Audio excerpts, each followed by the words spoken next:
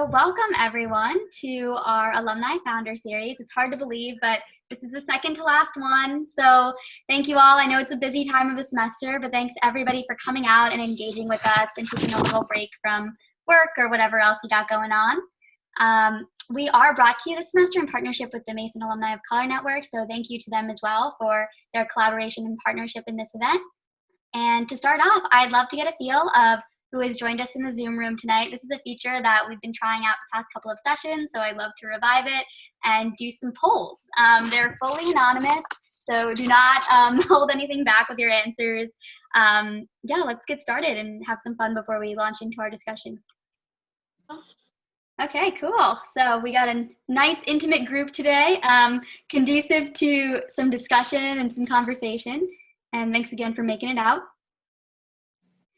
Full disclosure, this is a similar one from a previous AFS, but I kind of wanted to see what people are feeling today. For me, it changes. Oh my gosh, this is controversial. Okay, because the last time, okay, you guys will see, I guess. No John? Wow. You all really said no to John Lennon. You said over John. Okay, wow. All right. Got some nice diversity there. Glad to see the only one for lunch. Yeah, I'm not a big fan of lunch either, so happy to be in that company. The one person who said lunch, I don't know. If that was you, Max, I don't know, but. No, dinner. I was dinner all the way. Okay, good to hear. Good to hear. We're gonna have a good conversation then. All right, thanks for doing that with me, y'all. It's really good to see you all here. And yeah, before we jump in, just a few reminders about our virtual AFS. We're actually going to try something a little bit new this time, and Max is our full partner in this and has graciously agreed to jump on board with a little bit of a different format. And so usually, I'll interview and spend a little time asking a few questions, and then sort of hand it off to you for Q&A. And honestly, you guys have the best questions, so I really wanted to get everybody involved, get everybody on board. And we're kind of going to turn the portion after I interview into more of just a small group discussion. Max is going to ask you guys some questions. He came prepared to share with us, and you guys can ask anything. It's a very casual environment. So please feel free, no barrier to entry. Feel free to ask whatever. And yeah, I hope that this will kind of just lead to a good conversation, and I think it will, because we have some good folks in the room tonight. So that's how it's going to work. But still, even though we're doing the group conversation at the end, you can mute your video and audio while I am interviewing Max, just so we can focus on him and his answers. That would be fabulous. And then at the end of AFS, please stay to the end, because I will send a link in the chat so you can get your game points for being here and provide us some valuable feedback on how to make these events better. I say it every week or every other week when we have these, I know, but I really do look at these. And this new idea to kind of change up the format really came out of your feedback. So thank you so much for people who do that, and please stick around so you can put in your thoughts at the end of this one as well. All right, and without further ado, time to introduce our speaker for tonight, who now we can see only in the nice video. But Max Nwozuz graduated with a degree in pharmacy from St. John's University, and then a medical degree from both Howard University and Spartan Health Sciences University. And then in 2017, Max joined the tribe and graduated from William & Mary with his MBA. His lifelong passion for healthcare and travel, as well as a bout of illness abroad, led to the creation of Be Well Away, a company driven to close the gap between illness and wellness, making sure all travelers have the resources and information they need to stay healthy. I would argue this conversation is always relevant, but I'm especially glad you're joining us right now, Max. Thank you so much for being here. Thank you. I appreciate it. Yeah. Well, let's jump right in. The first question that I like to ask everybody is just, how are you doing as a healthcare professional and travel enthusiast? How is the COVID-19 pandemic affecting you personally? And how is it affecting you professionally as well, and the activity of Be Well Away? Yeah, thank you for that question. I think, like everyone else, I'm a concerned citizen. I have loved ones who have been affected. I have loved ones who are in Queens, New York, who I'm my parents are still in Queens, New York, so I'm pretty concerned about. So, so the psychological strain on it, on me, and on them, it's been challenging, and adjusting to our present situation, our current normal, and without really knowing what's next. I think that's one of the challenges of this current situation is we don't know what's next and when will it be next, right? And so that's a bit of that's a concern. I'm still a practicing healthcare professional, so I'm out in the field. But also, but for BULOA, it's been interesting because it's been both a hindrance and an opportunity, really. So just to recap, and I think just before we started, I mentioned to you that in February I was away. I was in France in February, and had to quickly get back. When I made it back, just in the nick of time, really, the first week of March. And we had been working on a new model, a new business model, which we hoped to launch in time for Tokyo 2020 Olympics, thinking that the Tokyo Olympics was going to be the opportunity. As we all know, that didn't happen. But what it provided was an opportunity for us to go back to a drawing board and say, hey, you know what? How can we make this better? What are the lessons to be learned? Wayne Gretzky once said, I don't skate to where the puck is, I skate to where the puck will be, right? And so that's important, really thinking, okay, in this changed world, especially for travelers, I think that you said, yes, this has always been relevant information, but it's even more so in a post-COVID world, giving travelers information they need in order to stay healthy. So, yeah. Yeah, thank you so much for that honest answer. I have family in New York as well, I think, as we talked about on the phone, and I share your concern, especially being down here and far away. And I don't know, it seems like a lot of people are just worrying about each other at each other.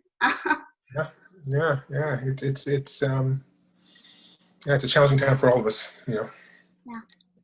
I love what you said, as I said, and I'm wondering, as a practicing healthcare professional, but then also somebody whose entrepreneurial venture is so centered on taking care of people and making sure people have what they need. A term that's been flying around a lot these days is compassion fatigue, and just these people who are carers. And especially now who are putting their everything into making sure, as you said, you're a concerned citizen, and that our general citizenry in our society is trying to be safer. How do you mitigate that with your own self-care and your own health? Well, for a lot of us, making sure that the ones that we care about, family and friends, are okay, helps serve our sense of well-being. So that's important. But also really finding ways to do things that I enjoy. I love movies, so I'm still finding a way to sort of, watch everything under the sun that I can. A lot of reading, a lot of audiobooks, a lot of reflection, right? I think that situations like this sort of remind us of our mortality and those of our loved ones, right? So making sure that we're staying connected with our loved ones. So really finding time to reach out to our loved ones, but also finding time to do things that we enjoy. Because again, it reminds us that tomorrow really is not promised to anyone. And so you really want to enjoy and build your sense of community with others, even in this new situation. Yeah. Well said. I'd love to dive into, sort of your trajectory and your journey up into this point that we now find ourselves in, starting with where us as students are right now. How did your time at William & Mary inform your personal and professional journey? So it was interesting because by the time I came to William & Mary, I'd been traveling quite a bit. And I had some ideas. I came to William & Mary for two reasons. One was the fact that I was interested in healthcare administration. So I said, okay, the MBA from a strong program would be very helpful. But also the fact that I knew that I had this sort of entrepreneurial ambition. And so I figured, it would really serve both purposes, and let's see what happens.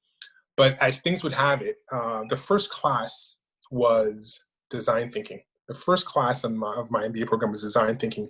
And I remember saying to myself, maybe this is a sign. And I usually not one to believe in signs, but I was saying, maybe this is a sign. Maybe this sort of, but it's at the very least, it reinforced the idea that I was on the right path.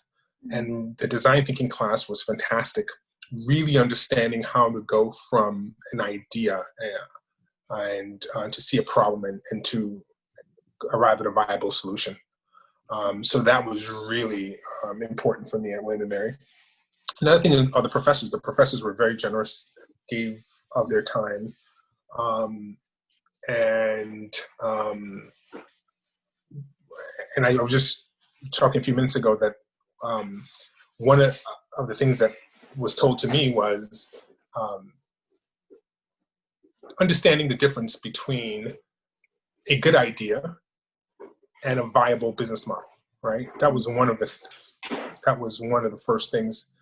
That was one of the things later on in the course, but that was one of the things that really made an impact on me, because it's not enough to have a good idea. You've now got to convert it into a viable business model, right? And that really, and at the time, I'm not sure if I really fully understood the importance of that, but certainly it came back to me. Also, want to give a shout out to Pam Susdale. She was fantastic. It's my understanding now that she's the director for online programs at their business school. She was fantastic. She was very encouraging. And I remember when she found out about what I was working on, she was so encouraging. She says, and she saw the vision and she saw the ramifications down the line. And I remember how I felt this sense of, really a sense of validation, right? I guess, like, wow, you get it. Yes, exactly. That's what I'm talking about. So that was fantastic. And then also the classmates. I had classmates. One of my classmates, he found out about what I was working on the side while I was doing my MBA at the end. And he looks at me and he says to me, dude, why don't you make this the centerpiece of this is a great idea. Why don't you make this the centerpiece of your MBA? And I remember I was a bit gun shy, and I was really focused on my MBA on value systems, on really building a value-based healthcare system, something else that I'm passionate about. But this was the supreme passion. And I do think that there was a bit of a missed opportunity there for me. But having said that, though, I was really able to get a lot of support once I spoke up. Yeah. So many questions, so many different directions. Oh my gosh, so many different directions we could go. But I'm struck by the value-based health system. I can't just let that one go. I really would love for you to expand on what you mean by that and how you envision that. Yeah, so essentially, actually, it's funny. Now that hearing you say that, I guess for me there was a double entendre there. When I first came to William & Mary, I was really more focused on a value-based healthcare system in terms of our current healthcare system. We pay for inputs, right? We pay for services as opposed to paying for results, right? And paying for outcomes. But the other way that it came to mean something to me was the fact that when I started this project, it was also to honor the value systems of different people, different travelers. So for me, I think that, as you mentioned, my first time in Italy. I was in Italy for 3 weeks. It was a transformative experience. And I got a little sick. And when I got a little sick, I remember going to the pharmacy and really having a really hard time trying to find what I need. I didn't speak Italian. I didn't know how things worked in the pharmacy. I didn't know what was over the counter, what was prescription. Different medications have different trade names in different countries. And sometimes they'll have items that aren't available here and vice versa. So that was one of and I said, wow, I have a medical background and I have a pharmacy background and I'm having such a hard time. Imagine a layperson. But then it was underscored with the first time I was in Belgium. I remember talking to one of the pharmacists, and it's interesting because if you go to certain countries and let's say you mention you need a sleep aid, the first thing they're going to give you is not necessarily a pharmaceutical sleep aid. The first thing they'll oftentimes give you is a herbal product. Mm. because that's part of their value system, right? That's part of what that's part of what they do first, and it's really integrated into their healthcare system. Same thing with Eastern medicine. If you're hospitalized in China, that may be part of your care. So understanding that different people around the world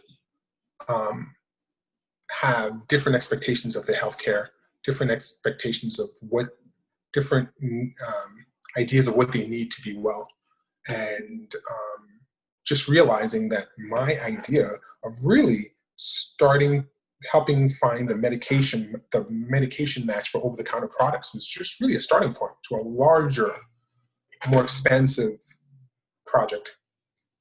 Sure. Yeah, that's exactly, wow, Max, we're vibing tonight because you're right on my wavelength. But that feeds right into what I was going to ask, which is just, where do you see Be Well Away in that larger puzzle? And how did you integrate that as you moved from William and Mary into founding Be Well Away? Well, so for me, it was just simply, again, the idea on its own, really, just to help sick travelers match over-the-counter medications from country to next, right? You have upset stomach, you need a sleep aid, or you need something for a cough or cold. That in of itself is valuable, but it's a little limiting, because then I'm really just focused on people who are sick in the conventional sense. Mm-hmm. But if I expand my idea of healthcare, right? So some of the other things that we are integrating is information before you go. So if you are going wherever, and in order to really fully engage, you want to feel comfortable. You certainly want to move outside your comfort zone, but you still want some level of comfort. So providing information before you go, right? So one of the things we're doing is providing information before you go. We are providing, and we're working with local partners to help with that. So where we stand now is that we are really focused on providing information before you go, and then providing the medication match while you're overseas. But one of the things that we're doing also is we're building this network of healthcare practitioners all over the world. Mm. So then that can provide assistance based on what you need where you are. Mm. So potential clients are going to be universities, we have students studying abroad, like William & Mary. It's going to be NGOs, right? People in Peace Corps. It's going to be multinationals that send people abroad for extended periods of time. So that's part of it. And then the other thing that we want to grow it into is to have an opportunity for people to get what they need while they're abroad. So let's say you love to do yoga, or there are other things that you need to do that are important to you for your own health and wellness. Being able to help you secure those services while you're there, or even before you go, plan that out, because that's an important part of your well-being. And are these, so from your personal and I think professional vision, it sounds like you are very committed to, the diversity of experiences of health, as well as the diversity of conceptualizations of health. Certainly. And so I'm really curious as to, with Be Well Away, is it that, you have this network of healthcare practitioners and of providers, and are those providers people that are situated in that country or in that nation, or are there people from the central Be Well Away? No, so actually these are people in that country. So it was interesting, because when we first started this project, I had someone here who was doing the research. We were essentially doing the research from here. But then what happened was I realized that the best people to help with this project are people who are on the ground, right? Mm-hmm. People who can provide that insight that only a local can provide. Yes, they'll provide the important information in terms of availability of over-the-counter products, but really also providing local insight in terms of, so example, if you are in Thailand, let's say, and you needed emergency services, what would you do, right? Because a lot of people are like, I don't know, like beats me, right? It's like, I don't know. Or you need to engage with the healthcare system, So really having people local who really can help even before you travel, and if you need their assistance while you're there, who can provide this information. Yeah. Oh. Beautiful. How do you foster those relationships, especially virtually? So it's so funny. And I'd like to circle back to something you said about diversity. Sure. And this also channels into my time at William & Mary.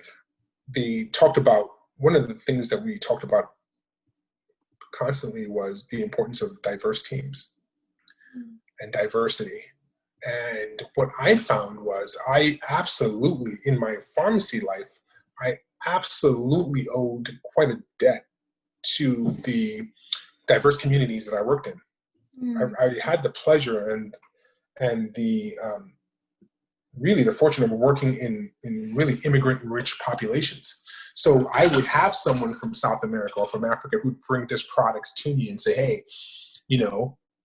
I'm looking for this product. And I would say, wow, this is not an American product, and then have to find them the counterpart product.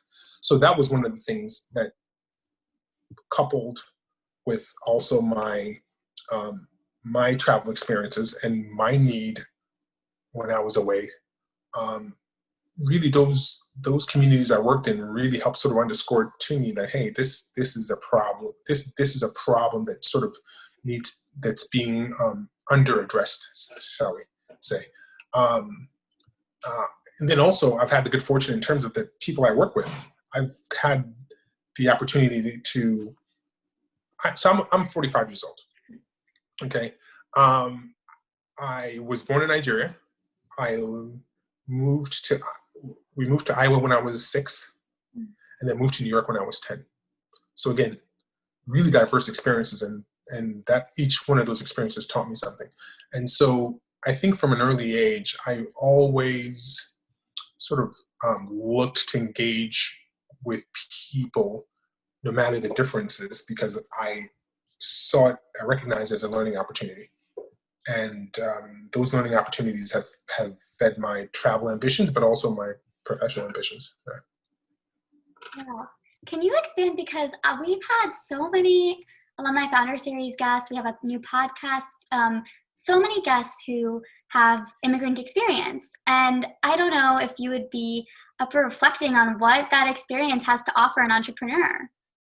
I think, and forgive me, I'm just speaking off the cuff, but I do think there is something about seeing something with fresh eyes. And so when you're an immigrant, you come in and it's all new to you. And it's kind of like travel. It's a hyper learning experience, right? All your senses are inundated with information. And so you see things maybe differently in a way that others who are used to seeing it see it. So there is something about that. There is something about being a fish out of water and sort of, yeah, there is something about that. And then certainly there is something about the immigrant experience in America, right? That is interwoven into the history of this country. And so the immigrant experience is central to the narrative of this country. So that's really important. But I do think there is something about coming and seeing things differently, seeing opportunities, and going for it.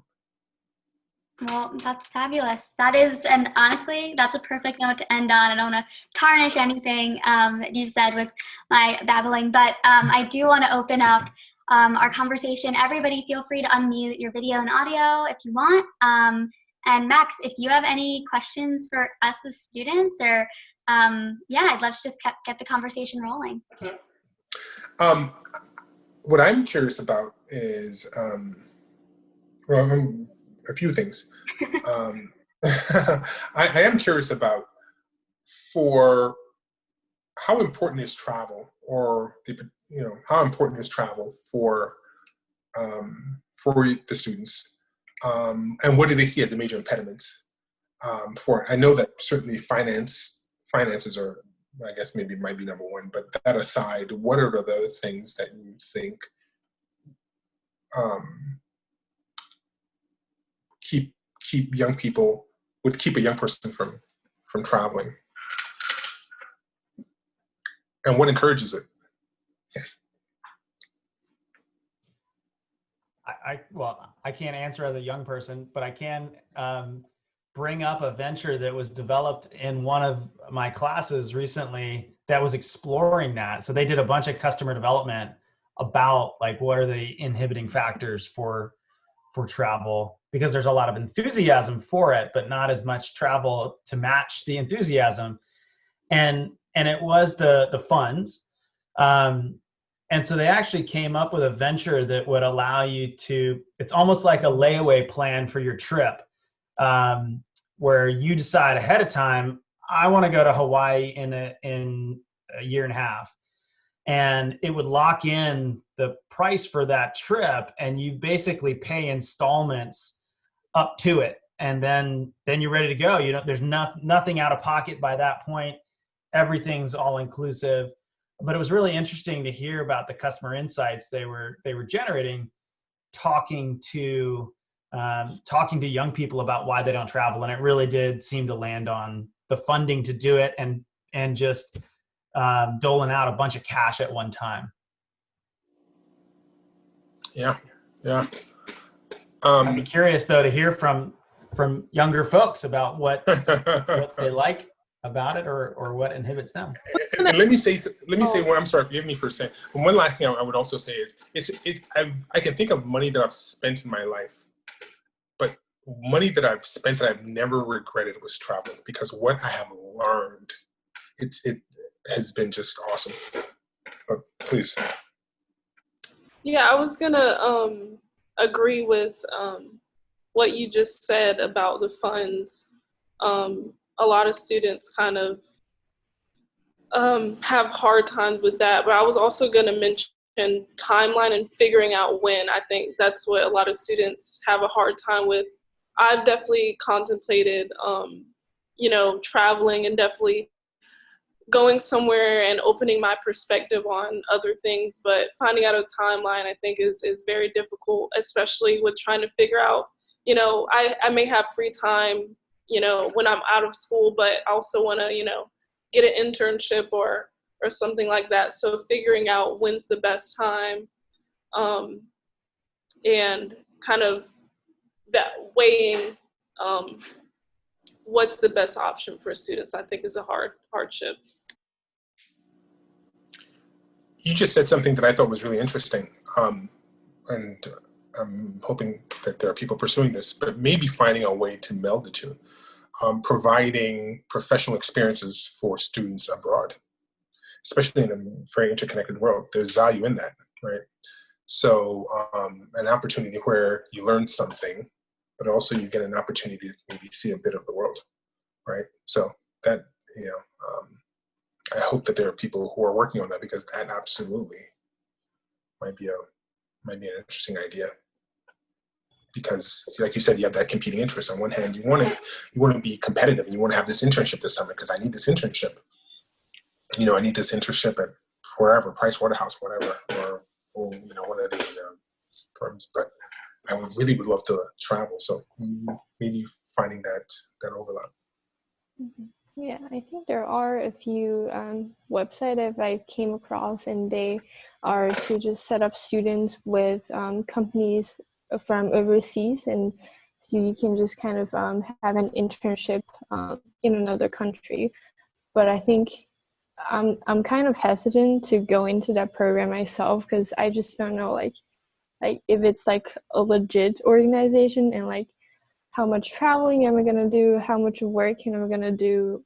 Like, is it going to be an experience that I can only get a little bit of both things? Like, I can only travel a little bit, but then I don't really get to work for that company, or I don't really get to know, like, the company that well? Or is it going to be like a well-rounded experience where I can experience, be a traveler, and I can also be like an intern, a worker.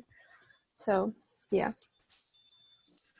you make a very good point. I wonder if would that be an opportunity for the private sector, or would that be an opportunity for universities in terms of helping vet these or helping sort of formulate these opportunities in a way that's beneficial to both the student and to the company, but understanding that yes, you're going to work your 9 to 5, but making sure there's a facilitated way that the student also gets a cultural experience.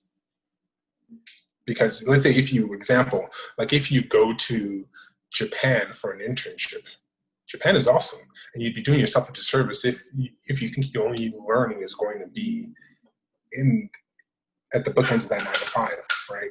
Being able to really understand the culture, outside of work and how that feeds it also is going to be very important. One thing I can say from a student perspective is something that holds a lot of students back is transfer credits. I know in my study abroad experience, it was really tough because the business school didn't actually want me to get business courses from anywhere else. And so I studied abroad and had to take kind of random courses that weren't anything towards my major. And luckily I got credit hours for it, but nothing towards my major. So that could be something that holds people back. Yeah. But maybe more formalized partnerships or some vetting process. I don't know. I know the university has a program with St. Andrews, right? I remember that was they still have that? Which is really cool. But finding these strategic partnerships. Another thing that I learned while I was in business school, the importance of strategic partnerships. Being able to have the right partners so that it becomes a win-win for all involved. Yeah. Do you have any tips on, I am somebody whose study abroad got canceled because of COVID, but do you have any tips as to how you could make the most of a study abroad experience when you were in one? Well, one thing I would say is doing your research ahead of time makes a difference. So one of the things that I do before I travel that I find is really helpful is that I do some front-end research. Just don't show up. Be informed. Really try to find ways to understand the culture, understand current events, right? Yeah. That's going to be important. Just getting a sense of the national character and how things, even understanding the art, whether in terms of movies or reading, just to really understand that that's going to be important. Another thing that I do, and this is not necessarily about study abroad, but one of the things that someone helped me understand is when I arrive at a city, one of the first things I do now is I do a walking tour. And they have these free walking tours, and you tip as you can. But it's wonderful for really getting in the lay of the land. It's wonderful because they integrate a lot of the history of so that's really important. You meet other travelers, and those walking tour guides are actually really good reference points. So doing your research ahead of time, and that's where be well aware. That's what we're trying to do. Give you some of that information beforehand, so when you get there, you can be comfortable. You can really engage, right? You can build a sense of community. Kind of taking Sonia's question in the opposite direction. My study abroad also got canceled, and I know a lot of people aren't able to kind of fit it back into their timeline and graduate on time and things like that. So do you have we kind of talked a lot about global perspective. Do you have any tips or any ways that you would recommend opening up our worldview as students who are kind of stuck in this uncertain COVID place? Yeah, several things. Really, it's rare that I meet someone from another country that I don't try to engage. Really, even that simple. I've gotten some of my best travel tips or understood something about the country a bit better from that engagement. So really embrace that diversity of origin. That's important. Read widely, so that your breadth reading really not just American authors, but authors from all over the world. Also good news sources. And so for me, and again, I'm 45, so for me, my news sources, let's say, are the New York Times. That's what I read. That's one of the first two things I do when I wake up, and I read the travel section when it used to come out. That was one of my go-tos. But really understanding world events, understanding how world events change realities, attitudes, because even more so than my generation, your generation is much more interconnected, right? Much more. You're going to be much more of a global citizen than I ever was. So really making sure that you're paying attention to events around the world, and you really understand the histories of countries, and not just on a superficial level. Yeah. To kind of build on this thread, earlier you said when we talked about the expense of travel, it was clear to me that every dollar you've ever spent on travel was worth to you, was money well spent. I'm wondering if you could articulate what have you gained? Why is that such an easy statement to make? What have you gained? And to make it a little bit harder on you, how have those gains impacted, if at all, the way that you've led this entrepreneurial venture? Well, I'll actually answer the harder question first. It's that I realize that my reality isn't everyone else's reality. So I can't just be designing for myself, right? You can't be building a product just for you, right? You have to understand there are going to be others. So one of the things that I love to do is I love to interview people who travel a lot, to really understand their pain points, to really understand things like, what do they pack? So it was interesting. One of the things that I found, and this was from a lot of people that I've interviewed, or even from a lot of women that I've interviewed, is they pack a lot of tea. And I was like, I would never have thought that. That would have never been entered in my radar. And I asked why.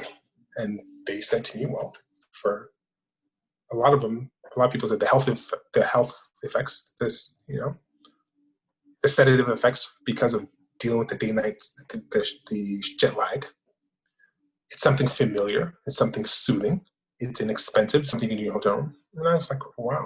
And for them, for so many people, that's part of their well-being, health, and wellness when they travel. So being able to engage with others really expands your mind in terms of the realities and what's possible, right? So that's been able to, and also even on a personal level, when I meet someone from someplace else and it's in a country that I've been to, that point of engagement when someone can say to me they're from Dubrovnik, and I said, oh my God, I had one of the best 5 days of my life in Dubrovnik, and or wherever, or so it sort of connects us, and you become fast friends in a really simple way. But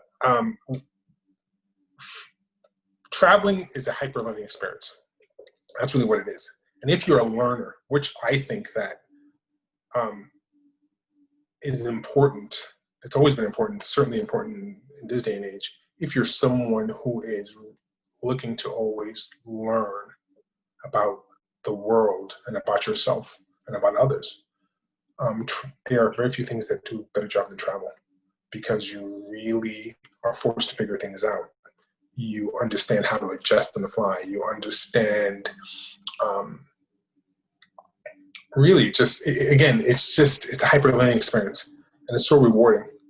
And, but again, it's really expanded my mind in terms of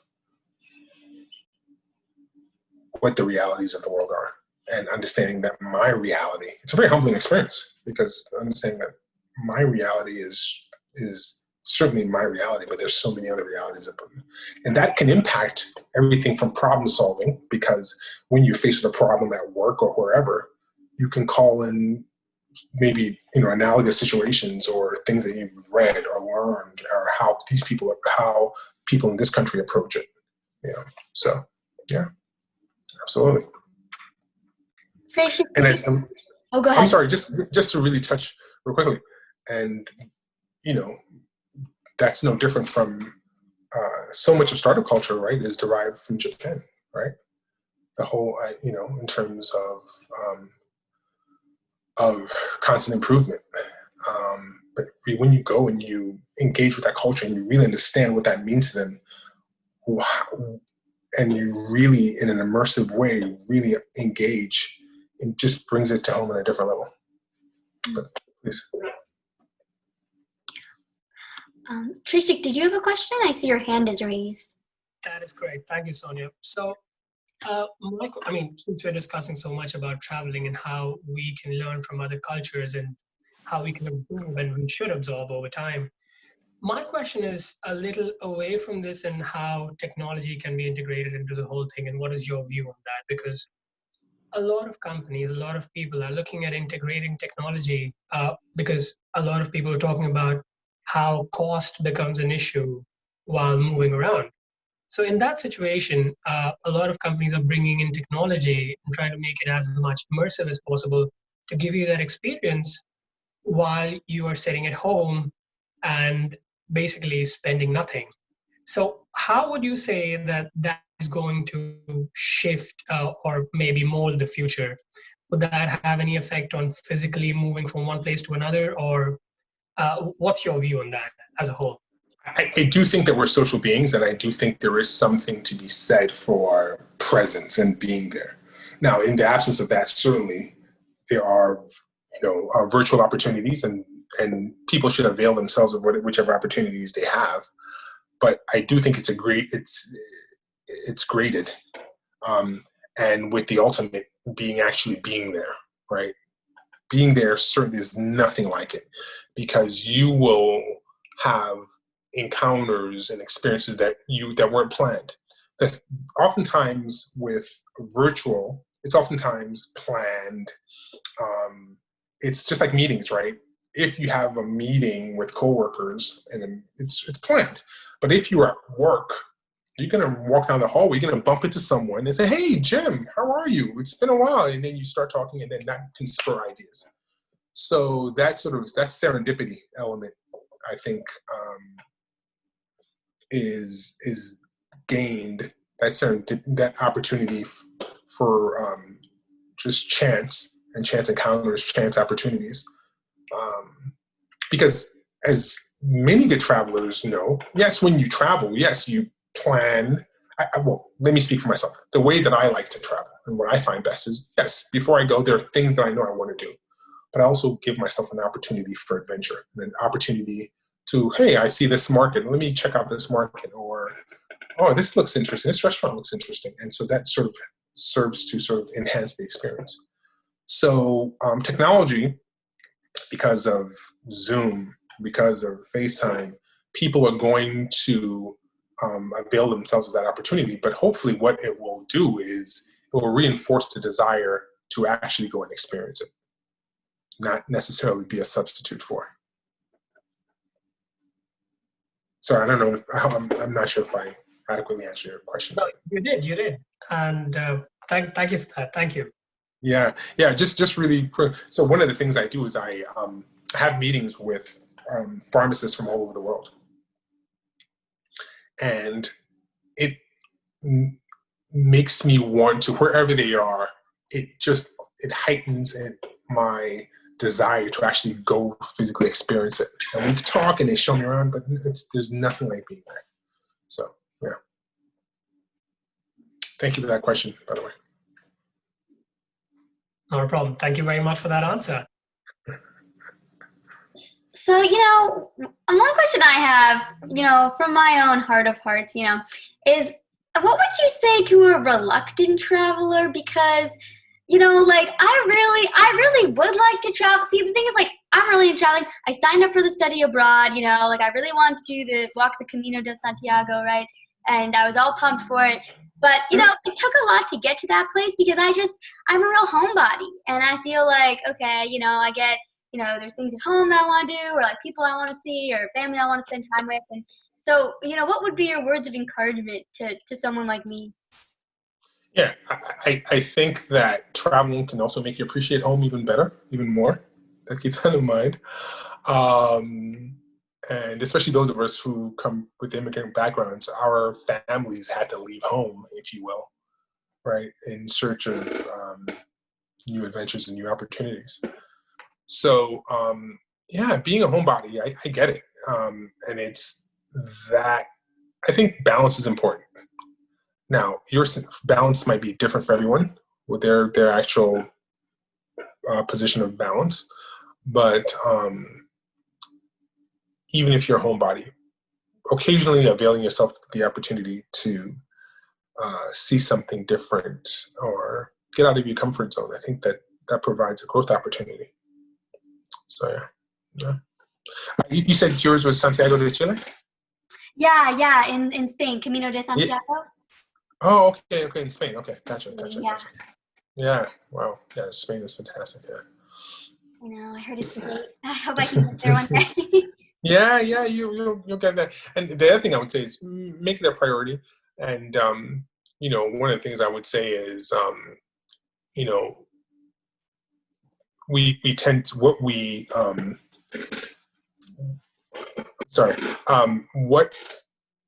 the way we spend money is oftentimes a reflection of our value system. Mm. So, and no one says that. And then you can travel. One of the great things, actually, one of the opportunities about traveling while you're young is that you're not spoiled yet. Well, hopefully, you're not spoiled. You're not expecting this sort of hotel or this sort of food. You can travel in a cheap. You travel in a cheap. You're eating street food in in whichever country you're at. And it's so funny because street food now has become part of the sort of an important part of the culinary experience and in culinary movements. But having said that, though, one of the great things about traveling when you're cheap is that you're not looking for high-end accommodations. You're not looking for things of that sort. So you're able to do it on a budget and keep it simple. Mm. Yeah. Thank you. Welcome. I have a question regarding your business venture. Sure. So after you had this idea and started this business idea, what were some of the problems that you first ran into, or like things that you failed to consider, and how did you learn from Sure. that? Thank you. That's such an excellent question. One of the things that was within my own mind, I never saw myself as a business person or as an entrepreneur. Right? That wasn't a title or an idea that I was really thinking of. So that was one, right? So what helped me get past that is focus on one of the things I do enjoy is problem solving. So there's a problem, I'm trying to solve it, right? So that helped. Another thing is also where to start. You said where to start, and that is where to start is one of the hardest things. And you start where you start, right? Some people start with a business plan. Some people start just kind of sketching out ideas. I would say put pen to paper, if you will, or finger to keyboard. Sort of come up with an outline of what you're thinking, and understand it's going to change and it's going to, so that was important. Another thing is also finding the right partners, because we can't do everything ourselves. Finding the right partners was one of the most challenging. Having the right people, working with the right people, sort of keeps you on task, and finding people who could understand the vision, but also can contribute to it and help you grow and help the idea grow. So I would say that, where to start and find the right partners. Those two things are so important. It's also, I guess, knowing if an idea is worthwhile. But one of the things that I find with that is that you really want to talk to people. And one of the things that makes me happiest is every time that I talk to a pharmacist in another country, because we sort of contract out some of this work. What happens is they say, oh my gosh, such a great idea. And that there's a sense of joy and pride that so, but yeah, so where to start wherever you start, just start. And try to find the right partners, talk to people, engage. And I would also say that one of the interesting things is that, so I'm sure, because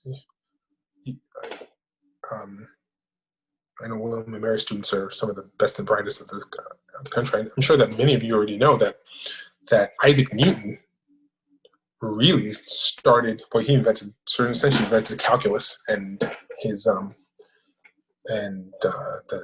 his laws of Newtonian physics. That was done during the bubonic plague, when he went to Cambridge, everyone was sent home, and instead of watching Netflix, besides the fact that they didn't have it back then, what he did was he sort of worked out these things. So he spent that time. So I think that's what's going to happen. I expect that this pandemic, there are going to be a lot of businesses started in this time. People are home, or they're communicating with friends, and I really think that it presents an opportunity. And I think a lot of people are going to start a lot of businesses, and you're going to hear 20 years down the line, people are talking about this business and the origin of the business, and they're going to say, yeah, it was during the great pandemic. I was home and I was thinking, gee whiz, I don't know why there isn't this or that, or this is a better way to do it. So there is that opportunity. So yeah. All right. Well, awesome. Unless anybody has any more questions, we're coming up on 6:30, and Max, I want to be respectful of your time as well. But thank you so much, everyone, for joining us. As promised, I have the check-in link that I just put in the group. And if you could please just fill that out in these last few minutes, and take a second to check in, that will get you plugged into our engagement game for the semester. And we have some really cool prizes for the person with the most points, and you get points for coming to this event. It is potentially getting to go over to Virginia Beer Company and interact and take a tour with the founders, Chris and Robbie. And so that's a really cool opportunity for you guys who are already attending our events. So please, please fill out that form. Yeah, that's all for me. We have Rocket Pitch on Friday with our wonderful Rocket Pitch host, Tyler. Yay. So please be on the lookout for that. It's going to be a fun Friday as always. And thank you so much, Max. Thank you so much, everyone, for coming out tonight. Thank you. Appreciate it. It was an honor. Thank you. Take care, everyone.